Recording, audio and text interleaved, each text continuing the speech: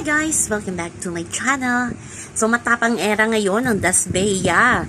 Ayon sa kanilang mga fans nung naganap na pagpunta nila sa hospital ng National Center for Mental Health, ay pinapakita talaga ni Dustin at ni Bianca kung ano ang tunay na estado ng kanilang relasyon na dalawa. Walang keme, walang hiyang-hiya. Kung magyakapan ang dalawa, maglambingan sa harap ng kanilang mga fans at sa harap ng mga pasyente at mga staff ng National Center. So may video tayong nakita na talagang nakayakap talaga itong si Bianca kay Dustin. Hindi lang yan friend-friend na yakap, ay alam naman natin na yung yakap nila sa isa't isa ay yakap ng magkarelasyon. At alagang-alaga ni Dustin itong si Bianca na may electric fan pang dala, rechargeable electric fan pa itong si Dustin na dala para kay Bianca. Ayaw niyang mainitan ang kanyang prinsesa.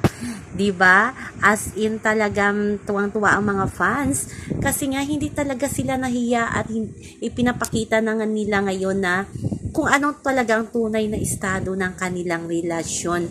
Si Bianca daw ay napaka-clingy at laging nakahawak sa bewang ni Dustin na kayakap. Kahit naglalakad ay talagang magkaakbay ang dalawa. Wala sigurong minuto na hindi magkaakbay ang dalawa or magka-holding hands ang dalawa habang nasa National Center for Mental Health kahapon. Sa kabilang banda, may BTS or may video tayong nakita na sumasayaw silang dalawa sa loob ng National Center and ini-entertain nila. Kasama ang mga staff, diba? Nakita nyo dyan yung video. Tawang-tawa si Bianca habang nakasayaw itong si Dustin kasi giling-giling. Tawang-tawa pero parang kinikilig si Bianca na tinitingnan itong si Dustin na todo ang sayaw, walang hiya talaga, walang hiya kasi alam naman natin si Dustin parang nahihiya pag sumayaw pero doon ay talagang todo yung sayaw ni Dustin at proud naman talaga itong si Bianca. Nagpa-thank you nga din si Bianca at si Dustin sa pag-welcome doon sa kanila at malaking tulong din ang nagawa ng kanilang fandom para makatulong doon sa may mga problema sa mental health.